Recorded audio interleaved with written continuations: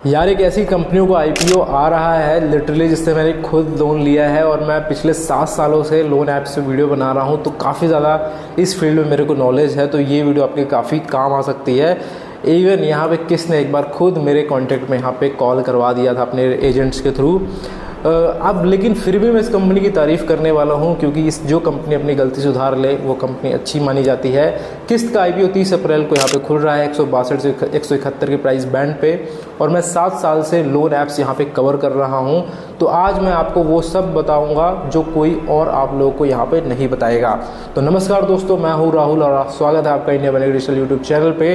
और ये चैनल है दोस्तों इंडिया का सबसे ऑनेस्ट लोन ऐप रिव्यू का यहाँ पे अड्डा। तो आज हम यहाँ पे बात करेंगे किस्त के आईपीओ की, जो एक्चुअली में वन ईएमआई टेक्नोलॉजी सॉल्यूशंस का ब्रांड है दोस्तों। और ये एक आईपीओ नहीं है, ये 7 साल की जर्नी है जो मैंने पर्सनली खुद इस चीज़ को यहाँ पे देखी है। तो यहाँ पे बने रहिए एंड तक, क्योंकि मैं एक ऐसी बात यहाँ पे बताने वाला हूँ जो शायद आपने किसी और के वीडियो में यहाँ पे नहीं सुनी होगी। तो सीधा यहाँ पे बात पे आता हूँ दोस्तों। साल था 2018 से 19, मैं लोन ऐप्स पे यहाँ पे कंटेंट बनाना उस टाइम पे शुरू किया था। किस्त तब नया था दोस्तों, और मैंने खुद यहाँ पे लोन लिया था और उसका एक्सपीरियंस मेरे को है। सब ठीक जा रहा था जब तक कि यहाँ पे मेरे एक दोस्त का कॉल आया और उन्होंने मेरे को बताया कि यार तुझे किसी ने कॉल किया क्या किस्त की तरफ से तेरी ईएमआई के बारे में। तो मैंने सोचा वेट, ये मेरा दोस्त कैसे जानता है कि मैंने किस्त से लोन लिया है, आखिर ये किस्त का नंबर उसको मिला कहाँ से। तो भाई ये ऐप कॉन्टैक्ट की परमिशन उस टाइम पे लेती थी, आज नहीं लेती है, ठीक है। और एक्चुअली यहाँ पे यूज़ भी करती थी उसका रिकवरी एजेंट, मतलब रिकवरी के लिए ये प्रेशर भी करते थे, क्योंकि बहुत सारे कुछ रिकवरी बाहर के भी थे इनके, ठीक है ना। तो ये बहुत ही बड़ा यहाँ पे ब्रीच था कस्टमर का ट्रस्ट, प्राइवेसी का। और मुझे पर्सनली खुद यहाँ पे शर्म आई थी, तब आई थी कि जब मेरे कॉन्टैक्ट में कॉल जा रहा था। तो ये वो चीज़ थी दोस्तों जो मुझे किस्त के बारे में सबसे बुरी लगी थी उस समय पे। और मैंने क्लियरली यहाँ पे मैं कहना चाहता हूँ कि ये गलत था। पहले आरबीआई भी बाद में इस इशू पे स्ट्रिक्ट हुआ और पूरे लेंडिंग इंडस्ट्री को ट्रांसफॉर्म किया उन्होंने। अब दूसरी बात, और ये थोड़ी टेक्निकल है, ध्यान से समझना उस चीज़ को। किस्त एक चीज़ और यहाँ पे करता था, क्रेडिट लाइन देता था 2 साल की। बड़ा इंप्रेसिव लगता था कि भाई 2 साल की क्रेडिट लाइन दे रहा है, काफ़ी अच्छा लगता था। लेकिन इसका असली खेल जो था वो बिल्कुल डिफरेंट था। मानो आपने आज 4000 रुपये का लोन लिया, आपकी शेड्यूल कुछ ऐसी बनती है कि पहली ईएमआई, मतलब इंटरेस्ट जोड़ के बता रहा हूँ, पहली ईएमआई 4100 रुपये की है, 14 दिन बाद है, और दूसरी ईएमआई 100 से 200 रुपये की है, वो भी 2 साल बाद है।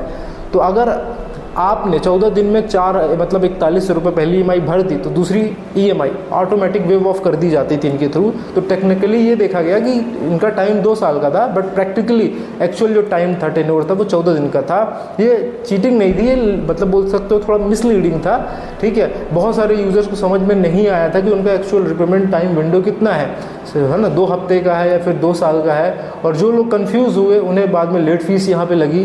तो मैं इसलिए यहाँ पे ये सारी चीज़ें बता रहा हूँ क्योंकि मेरे को एक्सपीरियंस है, मैंने 7 साल से ये चीज़ें कर रहा हूँ, देख रहा हूँ। ये सिर्फ मेरी ओपिनियन नहीं है, ये वो फीडबैक है जो हज़ारों यूज़र्स ने यहाँ पे मुझे उस टाइम पे भी दिया था।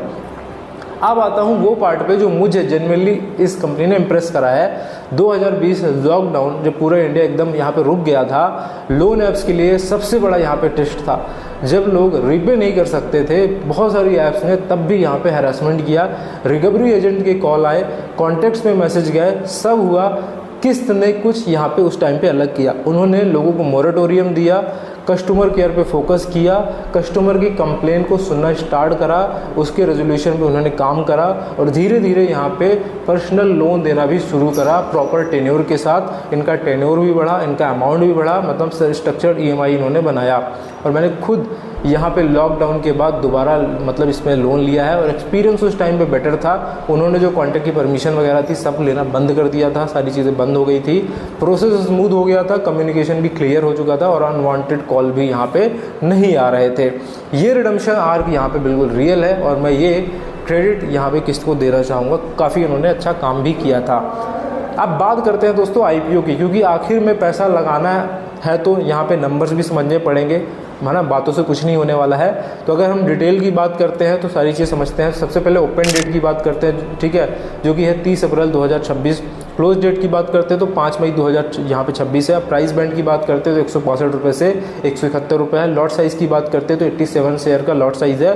मिनिमम इन्वेस्टमेंट जो बनती है एक लॉट की वो 14,877 बनती है, और इशूड साइज जो है 926 करोड़ का है और लिस्टिंग जो होनी है वो 8 मई को होनी है BSE NSE पे। फ्रेश इशू जो है 850 करोड़ का है, ये कंपनी की ग्रोथ के लिए यहाँ पे यूज़ होगा। और ऑफर फॉर सेल जो है OFS है जो 76 करोड़ का है। इसका मतलब ये है कि एग्जिस्टिंग इन्वेस्टर को कुछ शेयर यहाँ पे बेच रहे हैं, मतलब एग्जिस्टिंग समझ जाओ, बाकी आप लोग जानते होंगे। OFS ज़्यादा यहाँ पे नहीं है, जो पॉजिटिव साइन होता है। कंपनी खुद पैसा यहाँ पे रेज कर रही है, प्रमोटर निकाल नहीं रहे हैं, ठीक है, ऑफर से फॉर सेल में निकालते हैं। अब वो सवाल है जो आप सब पूछ रहे हो, अप्लाई करूँ या नहीं करूँ। देखो दोस्तों, यहाँ पे मैं कोई सेबी रजिस्टर्ड फाइनेंशियल एडवाइज़र नहीं हूँ, ये क्लियर कर देता हूँ पहली चीज़ तो। लेकिन एक ऑब्जर्वर की, अगर मैं ऑब्जर्वर हूँ उसकी तरह देखूँ, 7 साल का स्पेस में, इस स्पेस में हूँ, तो कुछ चीज़ें जो मुझे यहाँ पे इसमें इंटरेस्टिंग लगती है, कुछ चीज़ें मुझे पॉजिटिव लगती है, कुछ चीज़ें नेगेटिव लगती है, वो दोनों चीज़ें शेयर कर देता हूँ। तो चलो मैं पॉजिटिव चीज़ शेयर करूँ। Company grew through a genuine, बोल सकते हो, tough period and product improvement real है, मैंने पर्सनली फील यहाँ पे किया है। फिनटेक लीडिंग एक ग्रोइंग स्पेस है दोस्तों इंडिया में, एंड फ्रेश इशू डोमिनेंट है दोस्तों, एंड ग्रोथ फोकस क्लियर इसमें दिखता है। अगर मैं रिस्क की बात करूँ तो लेंडिंग बिजनेस में बोल सकते हो इनहेरिटली एक रिस्क होता है जो कि है NPA का, वो हमेशा ही बना रहता है। दूसरा है RBI रेगुलेशंस का प्रेशर फिनटेक पे यहाँ पे बड़ा रहता है। एंड तीसरा है पास्ट कंट्रोवर्सीज, ट्रस्ट रीबिल्ड हुआ है लेकिन हिस्ट्री में अभी भी थोड़ा सा डेंट है। अगर मेरी पर्सनल टेक की बात करते हो तो किस्त एक ऐसी कंपनी है जिसने यहाँ पे मिस्टेक्स की हैं, उसको एक्नॉलेज किया है, उसमें इम्प्रूवमेंट करा है, और IPO में ये ट्रैक रिकॉर्ड यहाँ पे मैटर करता है। लेकिन DYOR मतलब डू योर ऑन रिसर्च जरूर यहाँ पे करें। तो दोस्तों, ये था मेरा 7 साल का अनुभव, एक ऑनेस्ट ब्रेकडाउन के साथ किस्त का सफ़र, कॉन्टैक्ट स्कैंडल से लेकर के प्रॉपर पर्सनल लोन तक। ये जर्नी इंटरेस्टिंग थी और IPO में ये सब यहाँ पे मैटर करता है। अगर ये वीडियो आप लोगों को हेल्पफुल लगी हो दोस्तों, तो इस वीडियो को लाइक ज़रूर करें, सब्सक्राइब करें, क्योंकि मैं ऐसा कंटेंट अपने चैनल पे रेगुलर बेसिस पे यहाँ पे लाता रहता हूँ एंड आपके सपोर्ट की काफ़ी ज़्यादा ज़रूरत है।